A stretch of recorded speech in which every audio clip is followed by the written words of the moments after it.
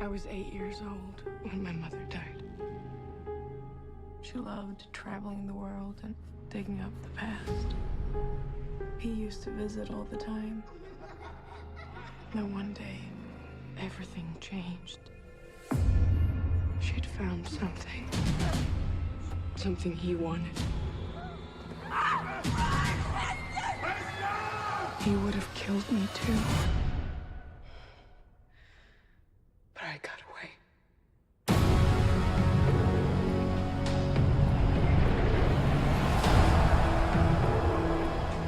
The world is changing. Nothing can stand in the face of this. We are London.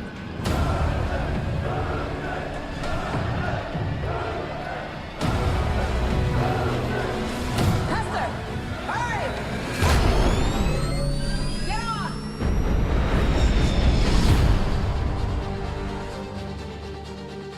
Before she died, your mother told me she was afraid of Valentine. And that if anything should happen to her, that was to find you. That you could stop him. She could be a problem if she's anything like her mother. Keep it safe. What happens when you find Hester Shaw? I will kill her.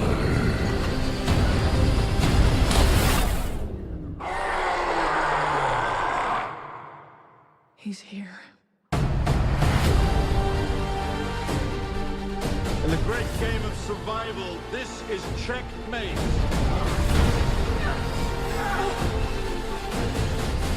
I knew you wouldn't leave me. Shut up and run. You sure you want to do this? I have to. For my mother. You look at her, and all you see are the jagged edges. But she is something quite different.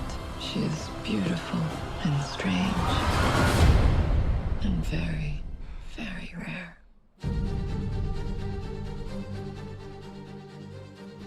All right, welcome to the inaugural episode of Option Books to Movies, part of the Galactic Gnomads podcast network.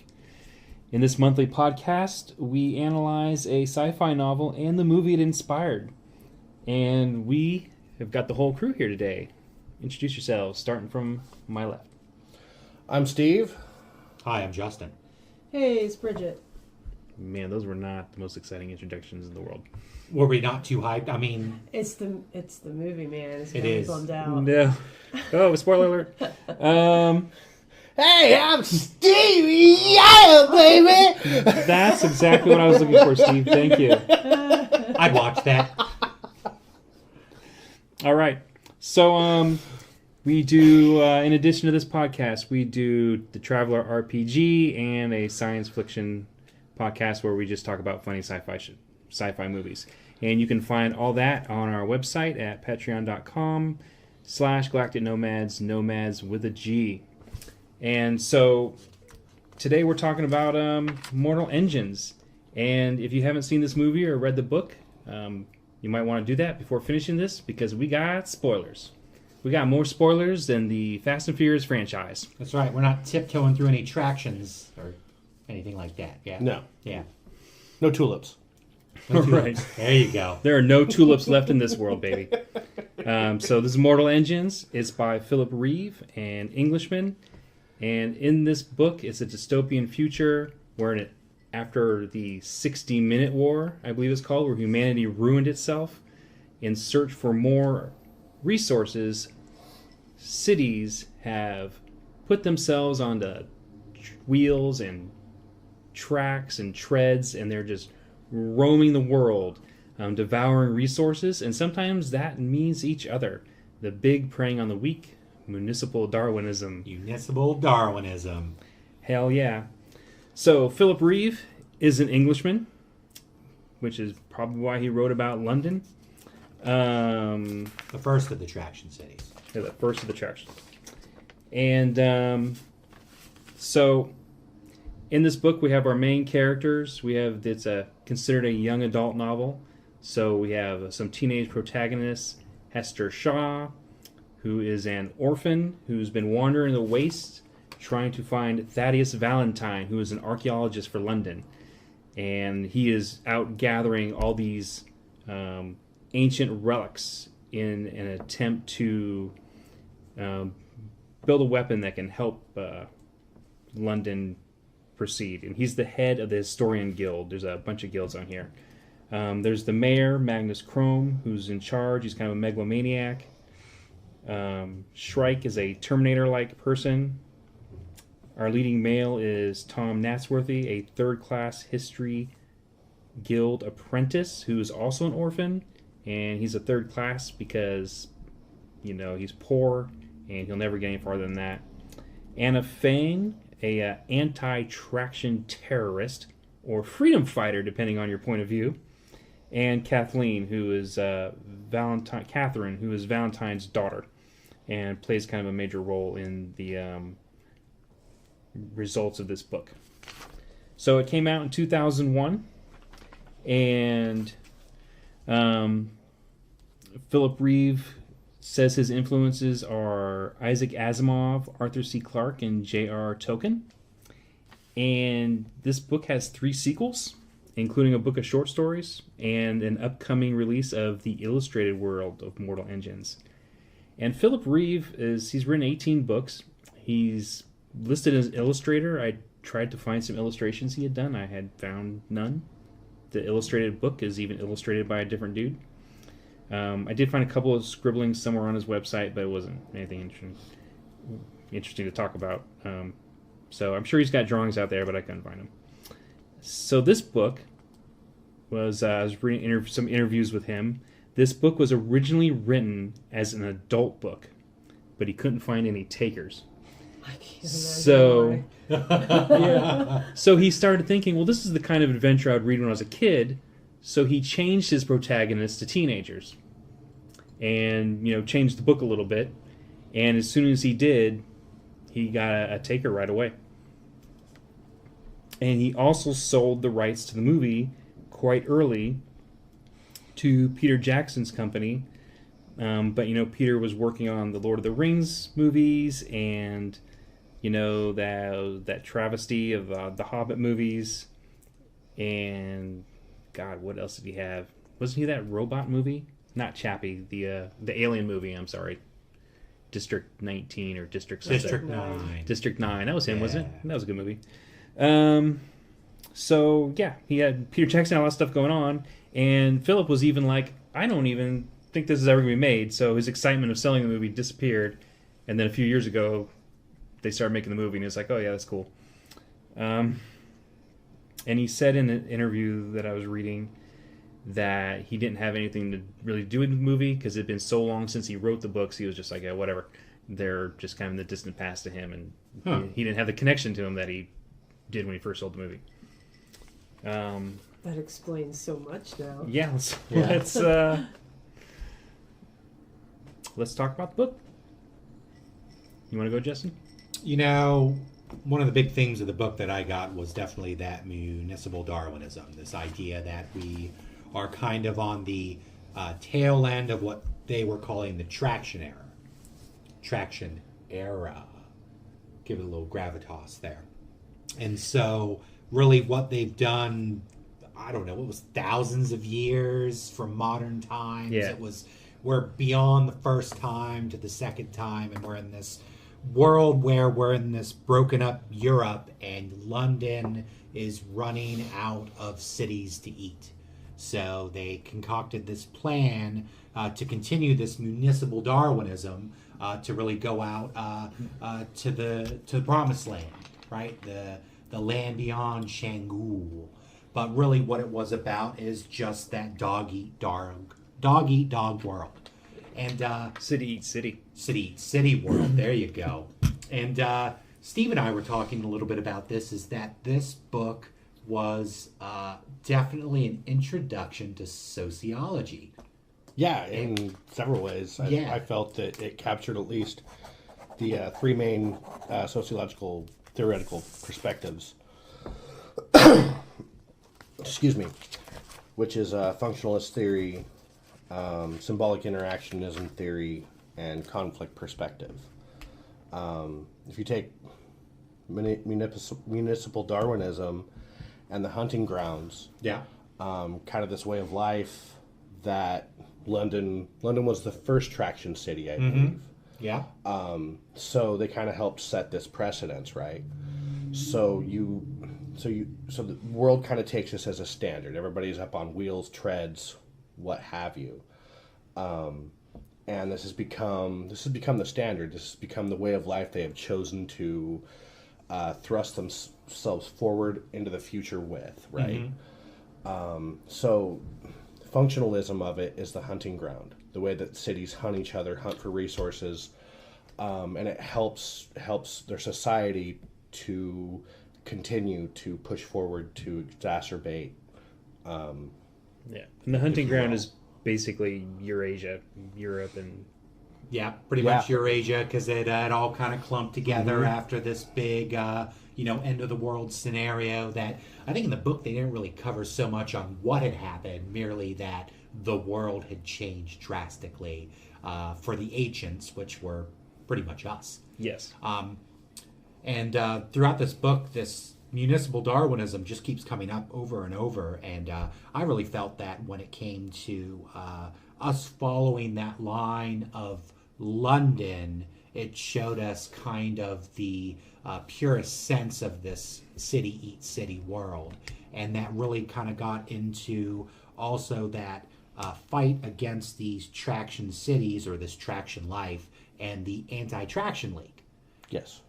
And as we kind of progressed in this book, it really definitely leaned, I think, a little bit pro-anti-traction, right? Not a lot of cities around, a lot of piracy, surprisingly no cannibalism, right, Jason? Yeah, I was disappointed there was no giant cities of just cannibals running around trying to eat other people for food. Yeah. They were like eating algae everywhere. Yeah, I guess, you know, in the traction era, everybody probably doesn't taste like chicken. I need a steak. Yeah, need a steak. And this municipal Darwinism really is just off of a real concept from the 19th century where people believed in social Darwinism, which was taking Darwin's theory about, how creatures evolve and take over other creatures if they can't adapt to defend themselves. And social Darwinism was just like, it sucks to be you if you were born poor and can't climb out of that. You're fodder for the rest of us who were fortunate enough to be born with like some kind of privilege and whatnot. Which was a lot of how London was, is you had different tiers in London, and your tier was pretty much your status in life. So we started at tier 1. That's where St. Paul's Cathedral? Yes. St. Paul. Gotta get my people right. So St. Paul's Cathedral, right on top. Tier 1, where the Lord Mayor is, where Thaddeus Valentine is, where the London Museum is. And then as we go further and further down, we start getting into places they call the gut. And that's where, the people that are keeping the city moving, the movers and shakers, the, what's the sociological term for those sort of folks, Steve?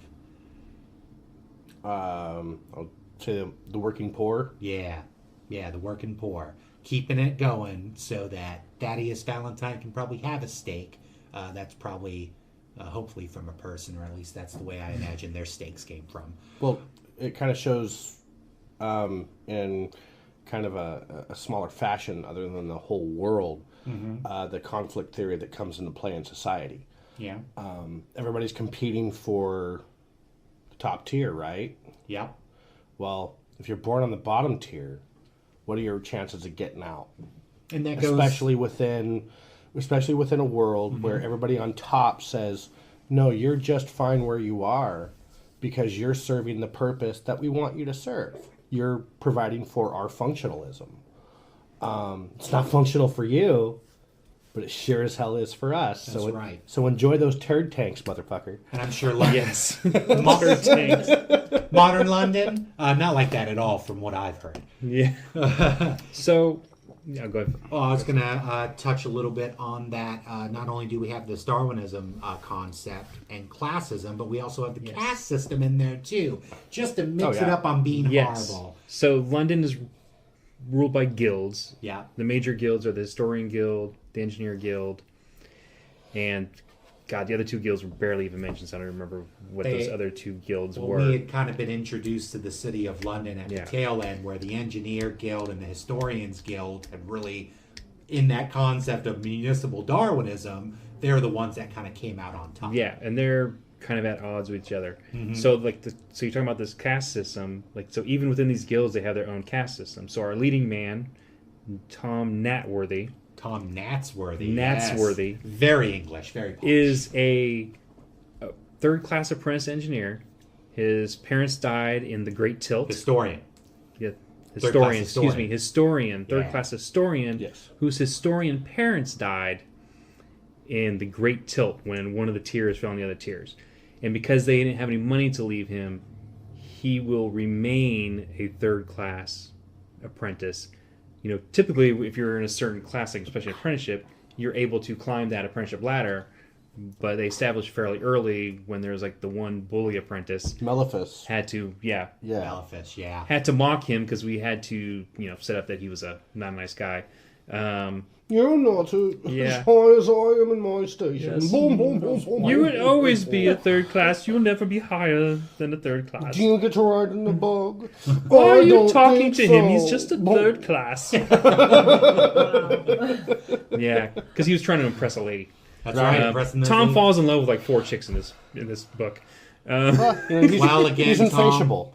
Tom's kind of our main character in the book, and of course that means by default, all women want him. Yeah. Exactly. Well, he's also a teenager, so he'll put his penis on anything. That's Well, true. there's one quote that really comes up with kind of when you, and forgive me if I'm jumping a little bit forward here, but I'm just kind of discussing the overall world with this municipal Darwinism and kind of some of the ramifications.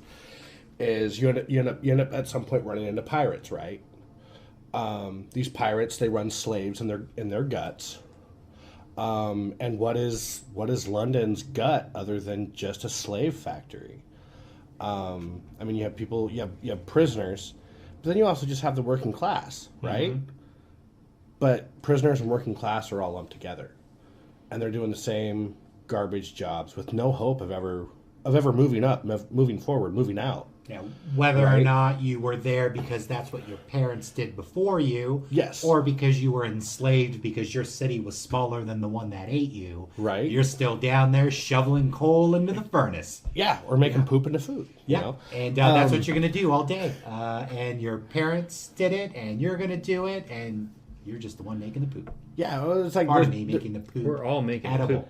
That's right. and there was a quote Only I some of wanted. us are eating it. There's a quote I wanted to add to the sentiment, and it goes into the conflict theory of how, how we can vilify people that don't maybe agree with our particular province, our particular mindset, our particular way of going about things. Right? It was it had to do with the pirate suburban, the suburban. The suburban pirate ship. pirates. Oh, yeah. And it was, oh, great quirky, Tom whispered. This is horrible. They're breaking every rule of municipal Darwinism. It's a pirate suburb, Natsworthy, said Hester. What did you expect? They strip their prey as quickly as they can, and make the captive slaves in their engine rooms. They don't waste food or space on people who are too weak to work. It's not really so different from what your precious London gets up to. At least this lot has the honesty to call themselves pirates. Yeah. And it's like I mean, I really feel that this this whole book was kind of a mirror on our own predatory capitalism that we practice in this society. Steve, you're not trying And to tell Western- me that this Western- book is Western perhaps culture. reflecting upon our capitalist nature of eating all, seeing all, are you? Not just capitalist. I mean, sure. I mean, you have like this outcry of free market, right? Sure. Which is basically the hunting ground is supposed to be the symbol for the free market. No regulations Right. in the hunting ground. No regulations, Oh, other than municipal Darwinism. There's That's rules. no. You There's can't rules. settle a city. You got to be on tracks. Maybe Yes. it makes them all libertarians. That is very much right. You're right. Yeah. But it's just it's just kind of that predatory part of that system that manifests, that basically takes us to the more dangerous parts of the adventure that we'll be getting to as we continue this. So on that, I mean, our kind of counter really to London, to municipal Darwinism would be the Anti-Traction League. So really what we're introduced with the Anti-Traction League is that there's some sort of, grass is greener on the other side, right? Beyond the shield wall, we have this land of plenty that London really wants to eat because that's just the way that the world works. But also we have a little bit of that introduction to Airhaven. That nice, beautiful city in the sky where trade is everywhere. Steve, with that Anti-Traction League, what is that really kind of telling us to counter the fact that maybe, just maybe, the way that the traction cities work are not sustainable? Not sustainable at all. I mean, their functionalist society is crumbling right before their eyes. But you have Chrome, these people that, I mean, we see it in our own reality of people that are antiquated and can't let go of systems, economic systems, if you will, Sure. that are crumbling right before their eyes. They're clinging to old ways of life. And the Anti-Traction League is basically, you look at like the Red Scare of like the 1930s, Sure. 1940s, it's McCarthyism. Like Tom's sentiments about the Anti-Traction League. But Anna Fang, when he meets her and like realizes, oh, she's a great person. She's actually a really nice person. She saved us from slavery. She cares. She cares about things. She doesn't treat Tom like a third class historian. That vilified scapegoat gains humanity. The Anti-Traction League becomes humanized. So let's briefly touch on how Tom gets involved with these people. Sure. So in the beginning, it opens up. London has crossed over the land bridge from the hills that used to be England. Now they're just hills because a lot of the water in the world is gone. No more Straits of Dover. Yeah. So Goodbye to the Thames. The mayor has his plan. The mayor has his plan, so they come to the hunting grounds. And really what they're doing is they're headed for the wall. Because he's been sending Thaddeus out to get this equipment. And they haven't quite got together yet, but they're putting together a big gun to blow up the wall. Medusa. Because the wall is heavily defended by an air force and cannons on the wall.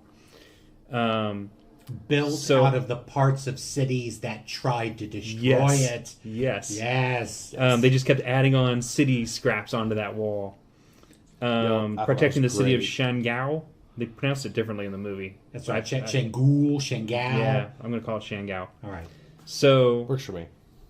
So Hester Shaw is on this salt mining Bavarian traction mining town, and she has come to the salt flats because she has discovered that London has left its hiding place. It hid there for like a decade. Big news. And she wants to be on one of these things when London catches it.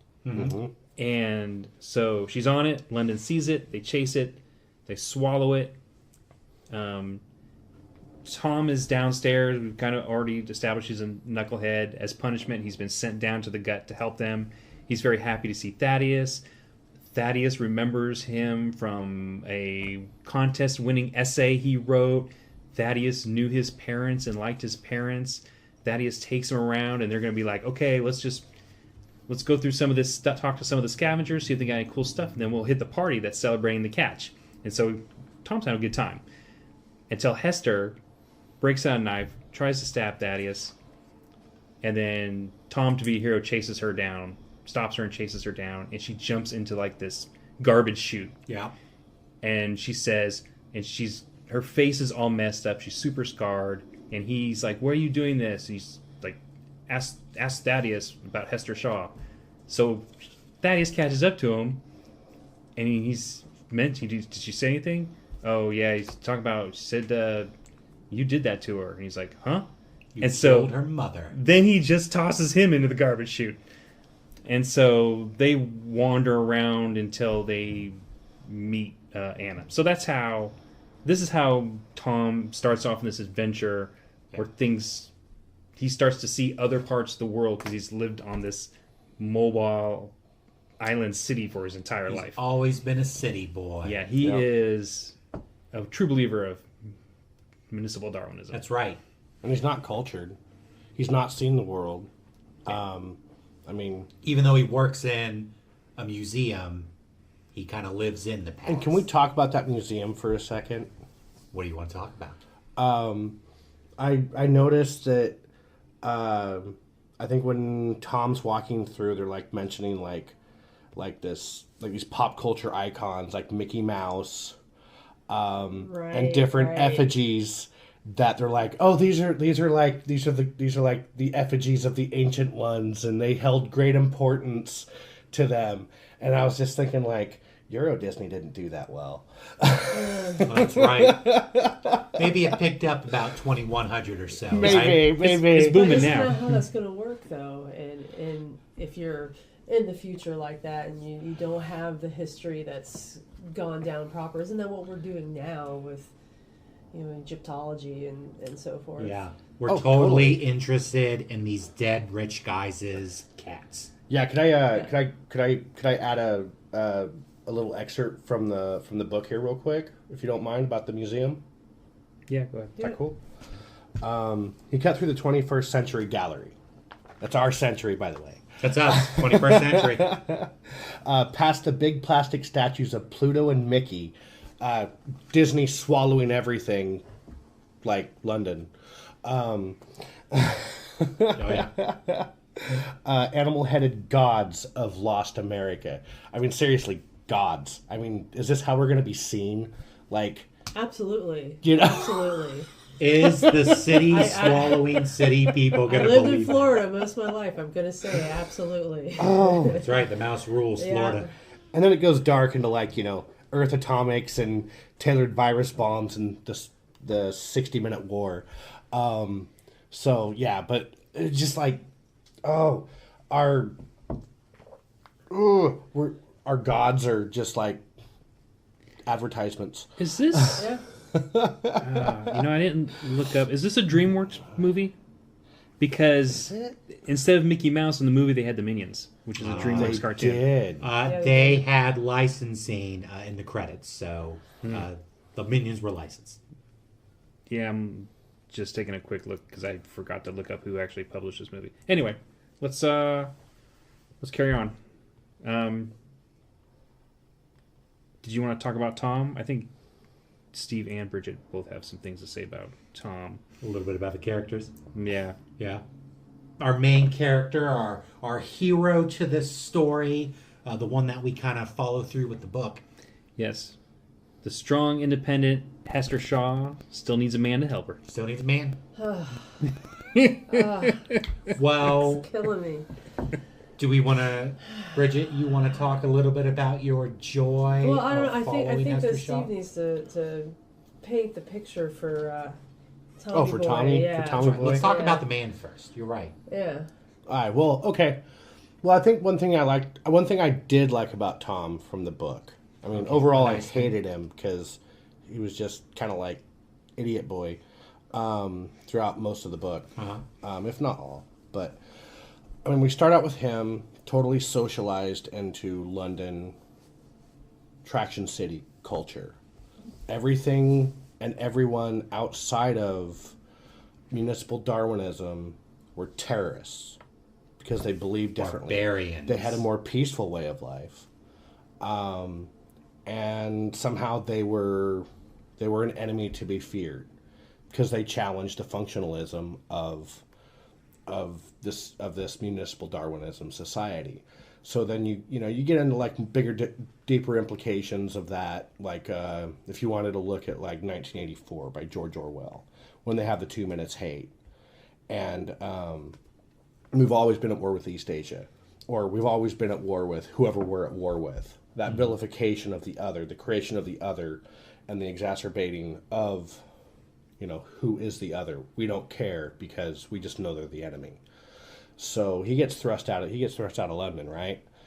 And it isn't until he meets Anna Fang that he really gets challenged on his biggity bullshit. Everything he's known to be true his entire life Has ruined now has a face by an ancient, wise Chinese woman. Well, just now has a face. humanized. That's true. Anna saves them both from slavery. She didn't have to. He didn't give her nothing in return. I mean, it goes against the very essence of his own society of like, why should I help you? You have nothing to give me. Instead of being a monster, she was always kind to Tom. Yes, Even in always the face of his bigotry and his, what was he, third tier, second tier snobbery? Third tier snobbery. Right. Because she saw that there was a connection between him and the girl. Yes. I mean, because you think about what she said to him when she left.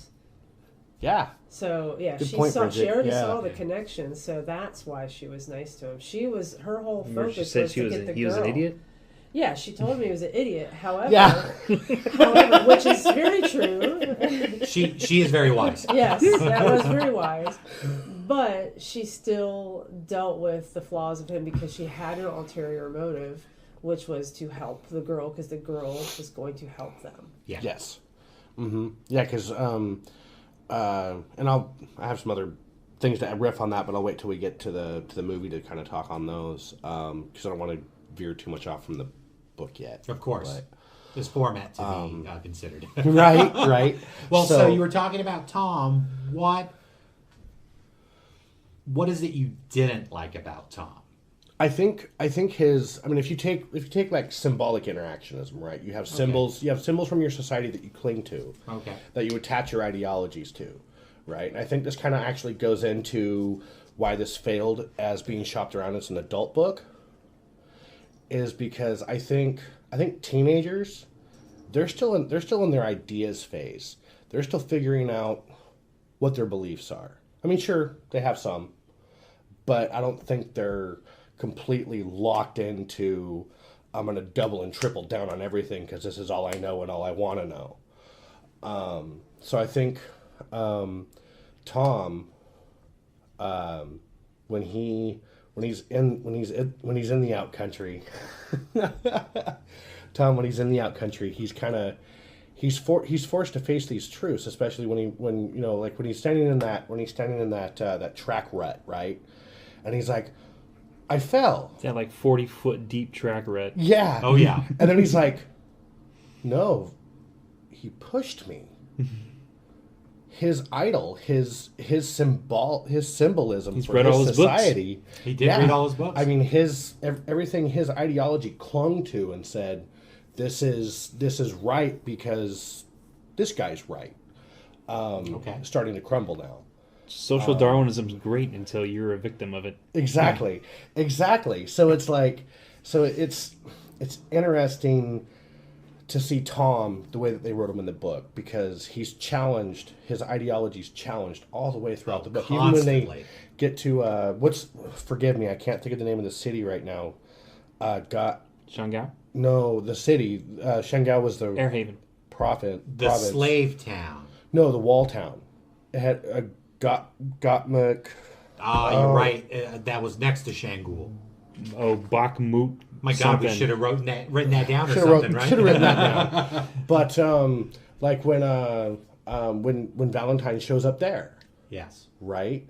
He's like, well, what the hell is he Yeah, doing Valentine here? is there to sabotage the air fleet. defenses. Yeah, the whole air defense fleet, And he right? was dressed like a monk. Yeah, and then there's this one thing. I'm not gonna pull it up right now, but there's this one quote that I'm just gonna paraphrase. It was basically like Tom was like thrilled by his presence there, but also repulsed by it at the same time. He admired the dude's balls Right. for coming this city and doing what he was going to do. Idol worship. It's tough. But he also thought it was effed up. Yes, and kind of that, and I felt that it was a good move, and it was a good move, like in the writing of the book, to push Tom further out of his complacency, his lull into this ideology, was when Valentine blew up the fleet, and then Tom was really like, okay, I care so much about everybody on London, but they cared nothing for any of these people. So I kind of felt that he was challenged on That's that. why you hated Tom. So, well, I hated Tom because he was desperately trying to cling to something. I guess I hate Tom because I hate myself. Let me clarify. Steve, that's really deep. Stuff here. Let me clarify. Did you hate Tom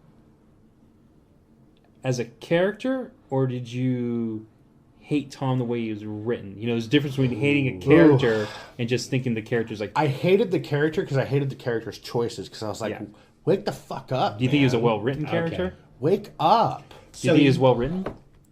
And I think the reason... honestly, you're usually not supposed to hate your protagonist. You're supposed to hate your villain, right?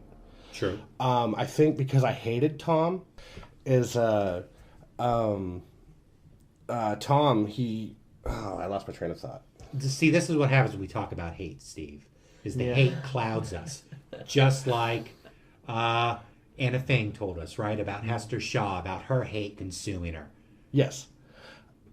I'd say, it does sound a little something that you'd said, Jason, is maybe it's not you hate Tom, you just hate the fact that Tom represents something that really should be hated, right? You would be an anti-traction leader. I think that's what it would be, yeah? Once upon a time, I would have been. Yeah. Before I went back to school. Before I went back to school. I mean, for sure. But I think the thing with Tom is, I sat there. I was there with him the whole time, going, "Dude, wake up, man! Mm-hmm. Seriously, wake the hell up!" But he was just clinging desperately to the same things that Chrome was clinging desperately to, and we saw that Chrome was a maniac. Chrome was. I loved Chrome at the end when he started talking about we're not going to stop at the wall. We're going to eat all that stuff.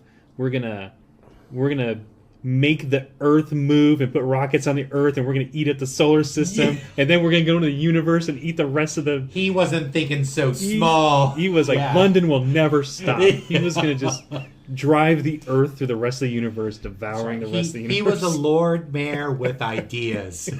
Right? He was a man with ambitions. Make London great again. All right, let's start transitioning to the movie and who they got to represent these characters, and maybe how these characters changed or didn't change. There's the little changes, I think. Yeah. So this movie came out December 14th, 2018, which is like a couple days ago, according to this recording. But if you're listening to us from the future, Steve's an anti-tractionist. Yes. But he's probably dead, or he's he is a god of the ages. What do they call it? What was Shrike?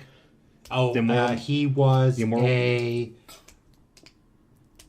God, we didn't even talk about him. Resurrected man. Yeah, he was basically the Terminator. Of the Lazarus Brigade. These warriors that were turned from dead bodies into machines that used to fight in this war. Not created by the ancients, but after. Yes. So after the world was Fubar, they said, hey, we need guys. Yeah.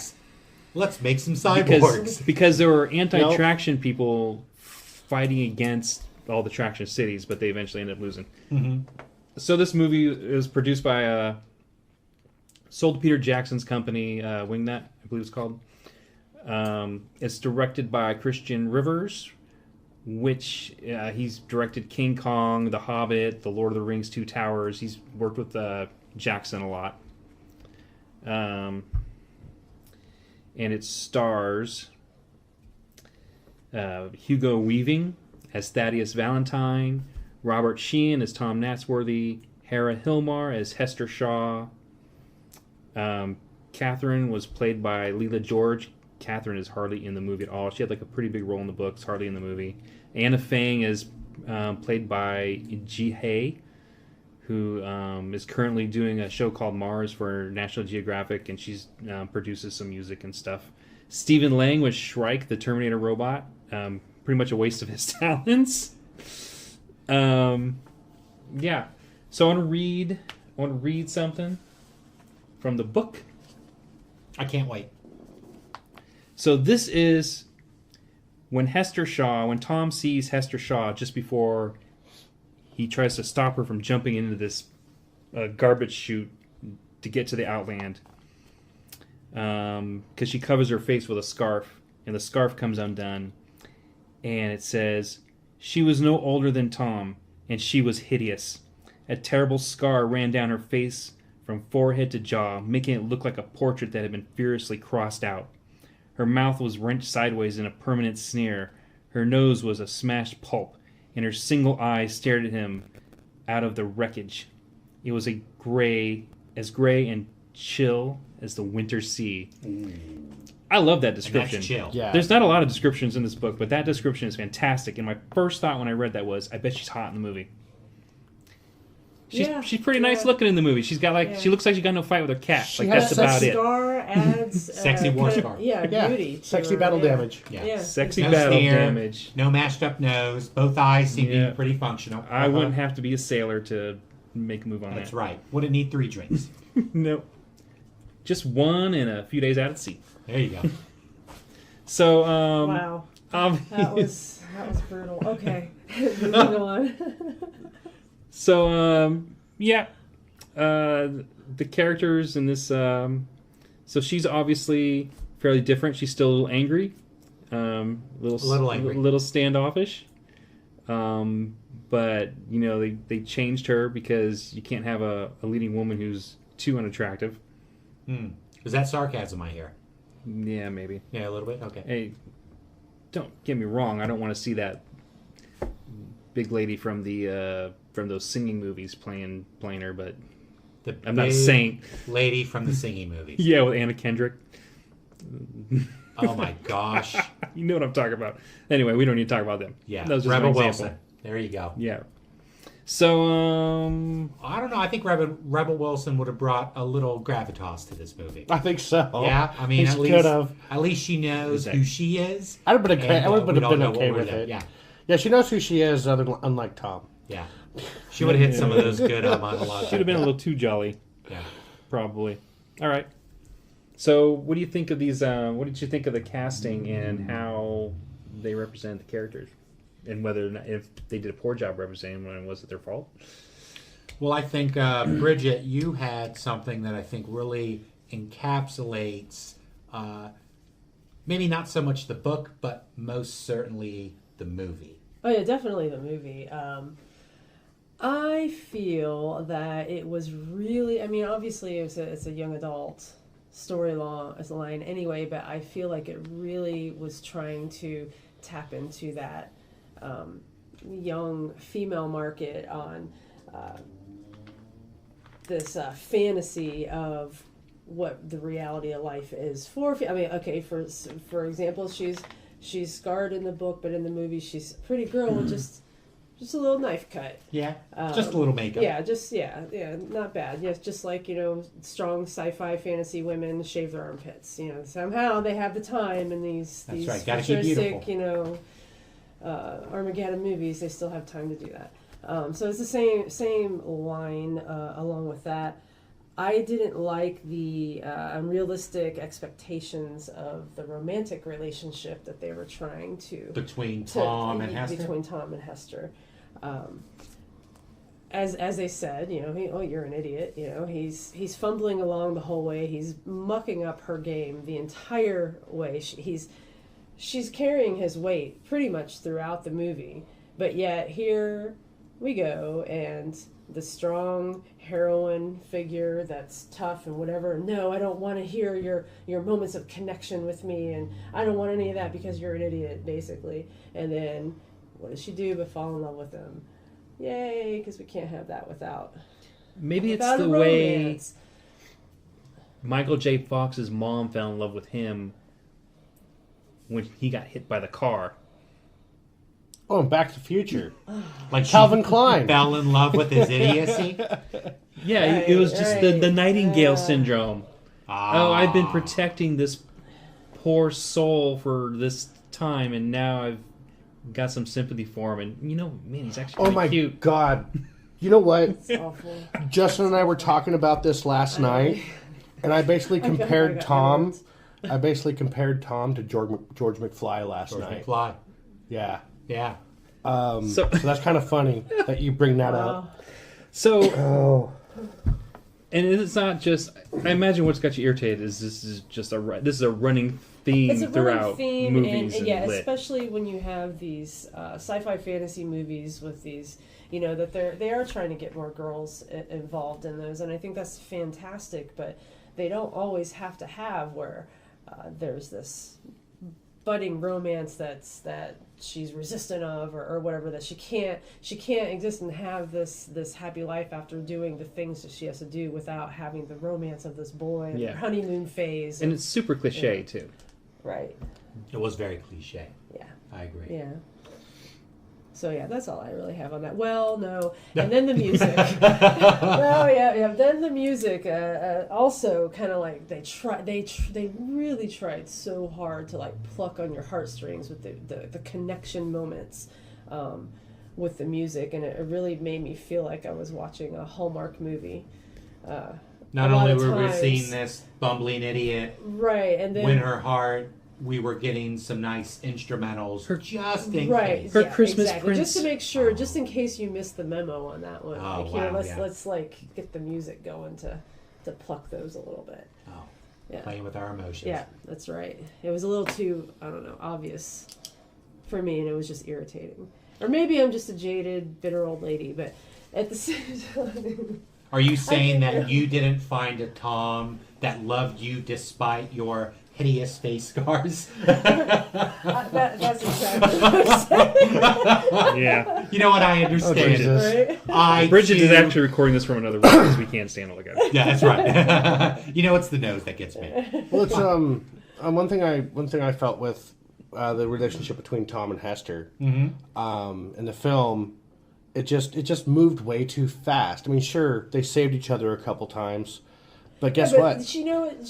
She wouldn't have had to saved him if he wasn't being an idiot and mucking up the whole way. Oh, true. Well, but here's the thing: great friends will save each other's lives, right. But it doesn't mean they're going to fall in love.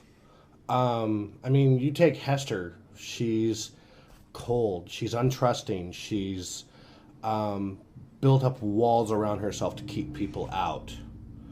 I saved Justin's life one time and he wouldn't have sex with me. Right? It takes about 3 times before I put my penis in you. So 2 more times and you're in like Tom, baby. I'll see what I can set up for you, Jason. All right, thanks.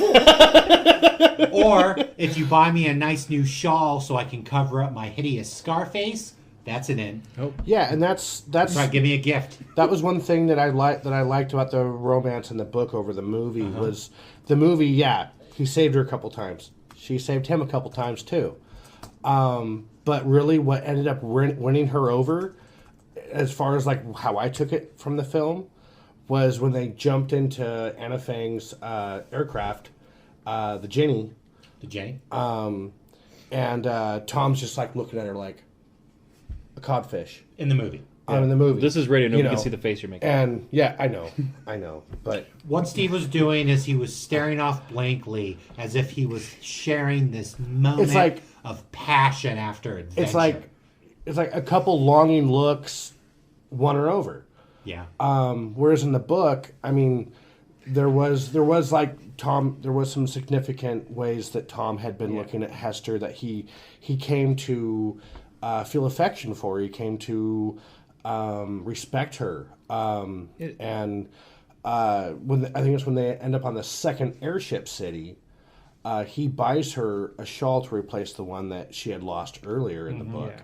And it was that gesture that really kind of cracked that heart of ice of hers. And I really didn't feel the movie had that symbol. I think what really makes that more profound in the book is in the book she actually is super unattractive and messed up. Yes. And everybody mocks her for it.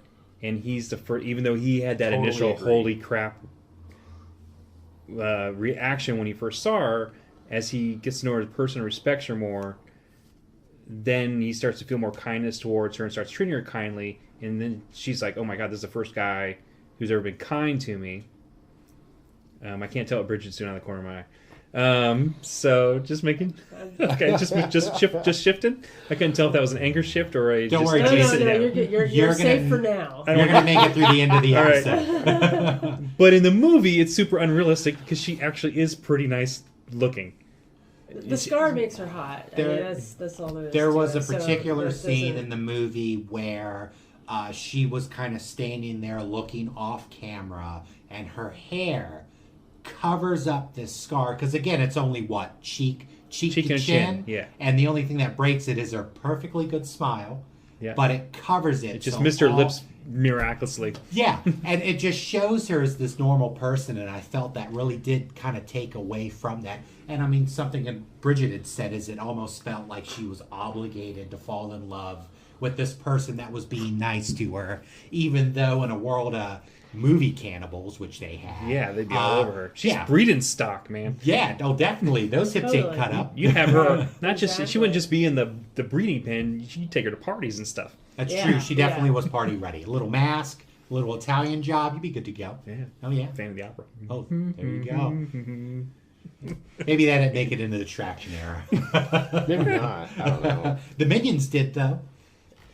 So, well, I mean, with that love story, did that take a lot of the movie away from you? Like, could you not get past Yeah, it? I couldn't get past it because it made me feel like, oh my gosh, I've been manipulated all my life because this is the kind of thing that they're trying to push on women. Okay. So yeah, it was. You could see it, especially with the heartstring Hallmark soundtrack. All right. It just really like Maybe the sealed- boys will sealed love the me too, fate in. even if I'm horribly scarred. Right. Oh, that's deep.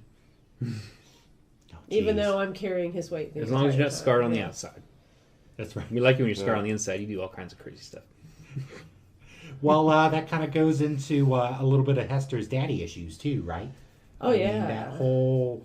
I keep wanting to call him Skype. I can't help it. It's Shrike. Right. But I think about something that's going to last forever in Microsoft's Skype business. We're not being paid for by them, but we should be.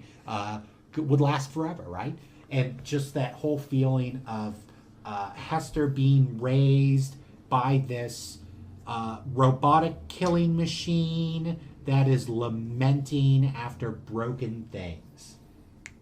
Yeah. Yeah. And all of a sudden she's able to get past that or be distracted from running away from the killer robot to kill Valentine before she was turned into a killer robot. But Tom was there and, of course, took her away from her master plan. Yeah. Let's talk about characterization. I want to talk a little bit about characterization. Okay. Because in the book, the characters, it's almost got like that written team thing. So in the book, you've got Catherine, and I'm going to call him Pod, but that's his Pod last works. name though. Bevis Pod. Pod.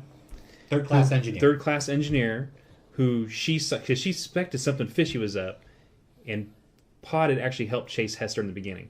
So she went to him and said, "Hey, what's going on? What did you see?" So they start this investigation, where she slowly finds out these things about her father. And then you got the team of Hester and Tom, who are out running around with the, Airhaven and Anna Fang. Yeah, say that 3 times fast and she'll Anna appear in a mirror, right? Fang. Anna Fang. With the, try and get back to London.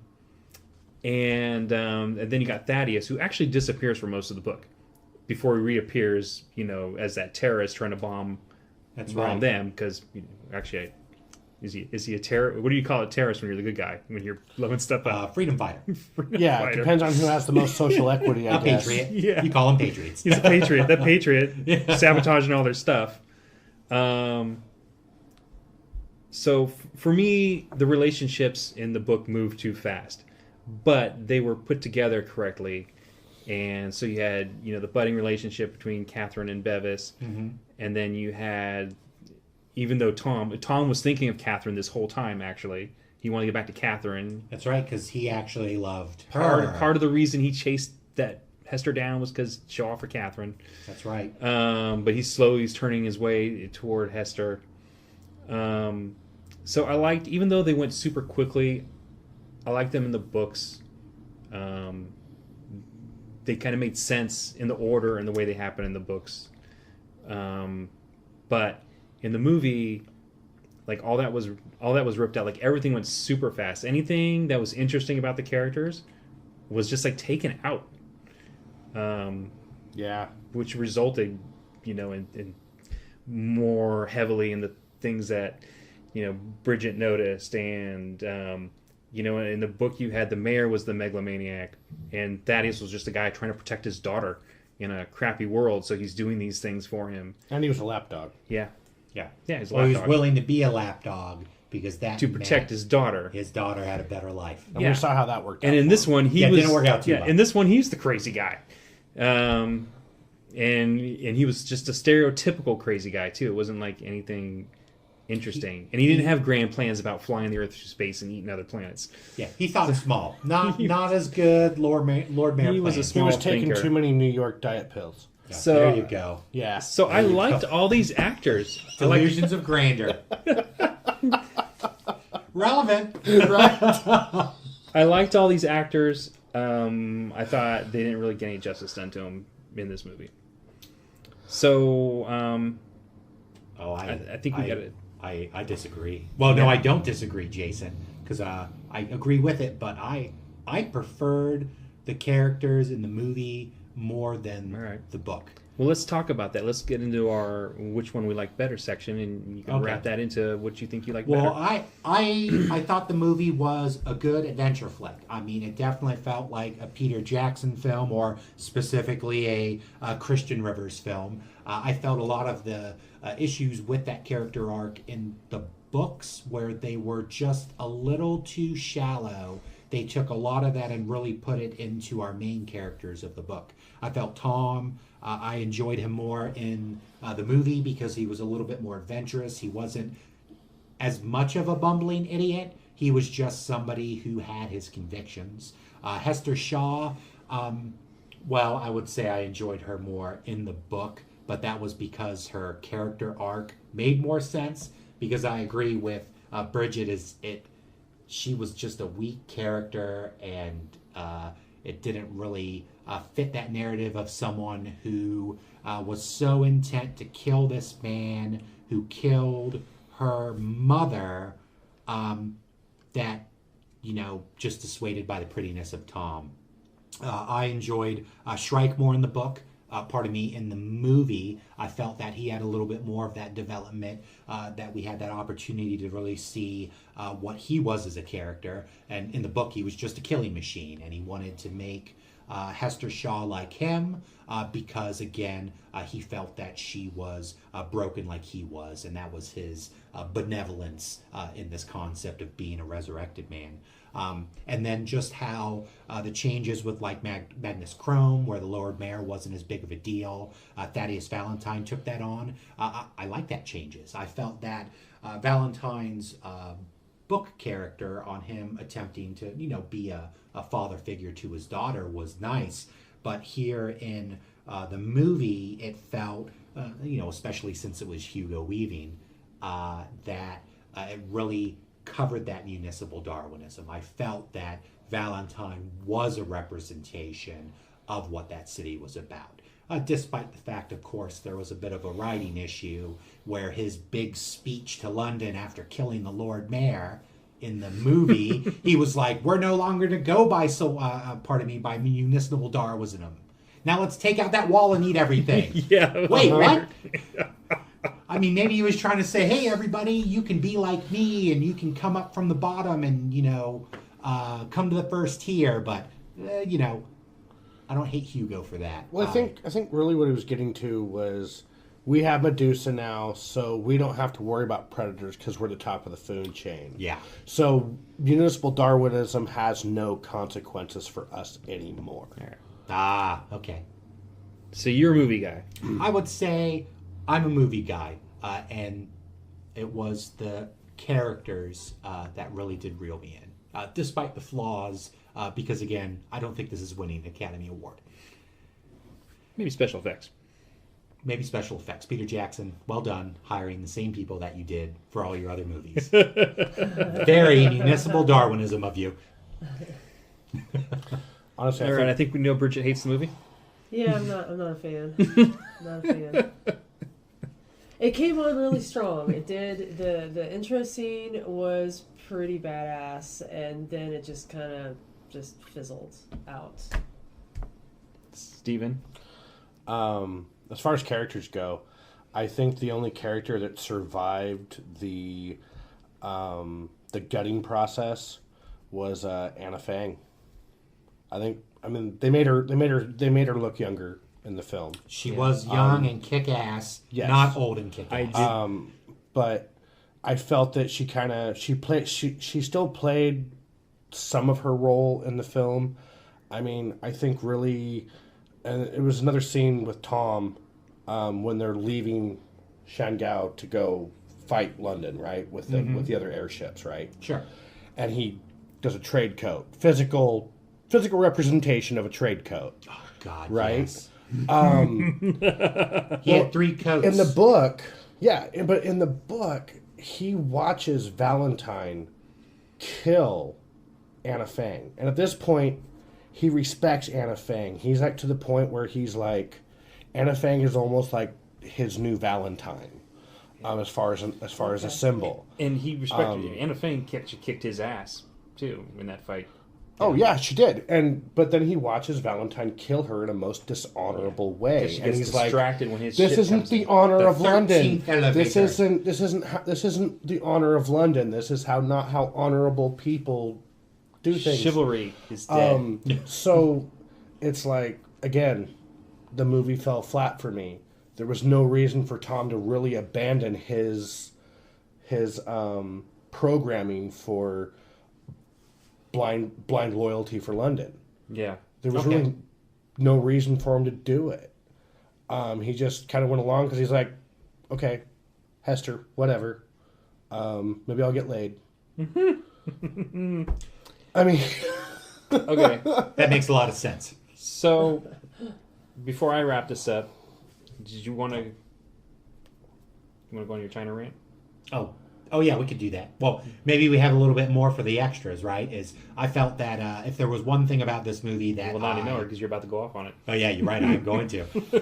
If there's one thing I didn't like about the movie is the fact that it really did feel like it was catering to the Chinese market, and which is fine, but it really goes into They spent a lot of money on movies. They did.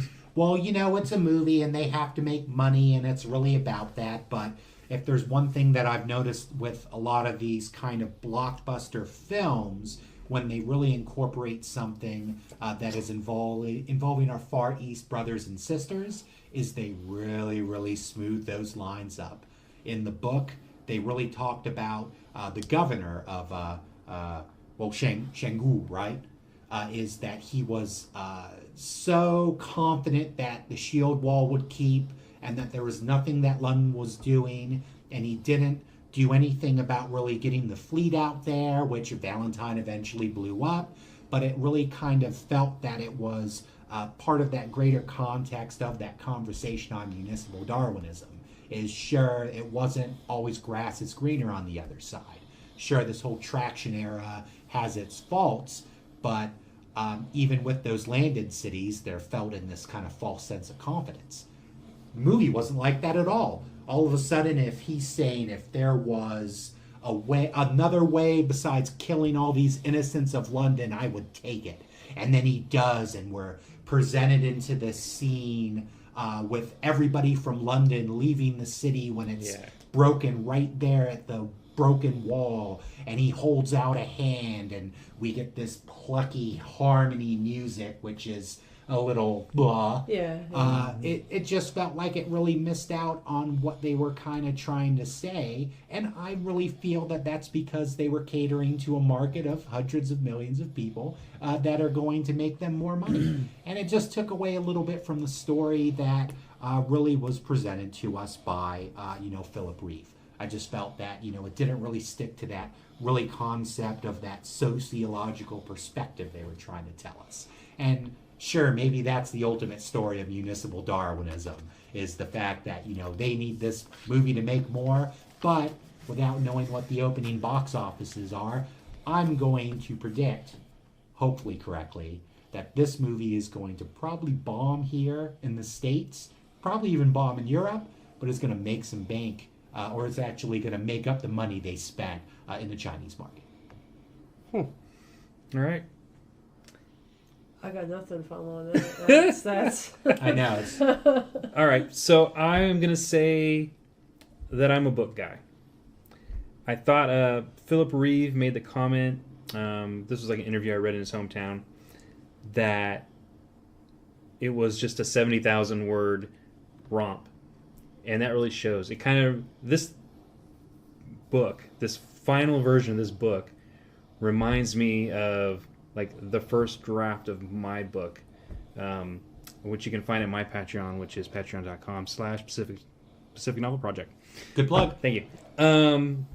That I wrote, my first draft was 70,000 words, and most of my redrafts are just going to be establishing strengthening those character interactions that I have. And there was no, I liked the way the book was ordered. I liked the concept. I like the characters in general, but I guess I'm talking concepts again.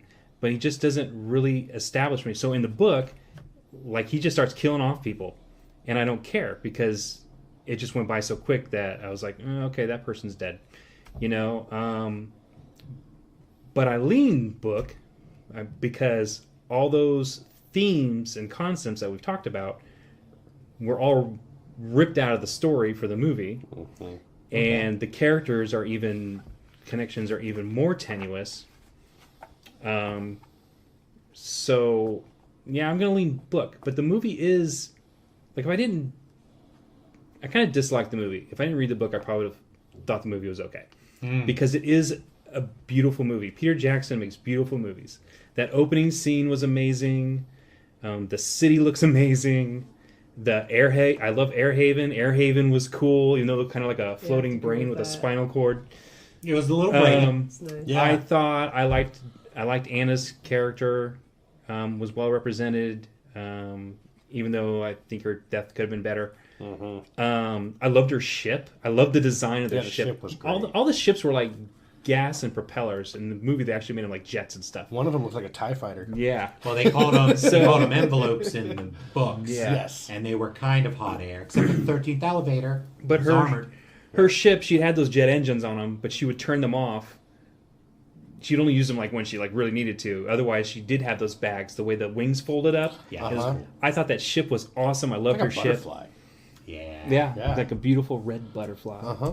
But yeah, I don't know. Peter Jackson has to me, a history of taking IPs, intellectual properties, other people's stuff, and ruining the characters. Oh, wow. And not because movies is a different medium, so there are things to change. I understand that, but he changes stuff that doesn't affect the runtime, doesn't affect the story. The things that happen in the story, I can spend probably another 20 minutes to talk about all the ways he screwed up some of the coolest characters in Lord of the Rings. I think he does the same thing in this movie. I think he kind of screws up the characters and makes them even duller and more uninteresting.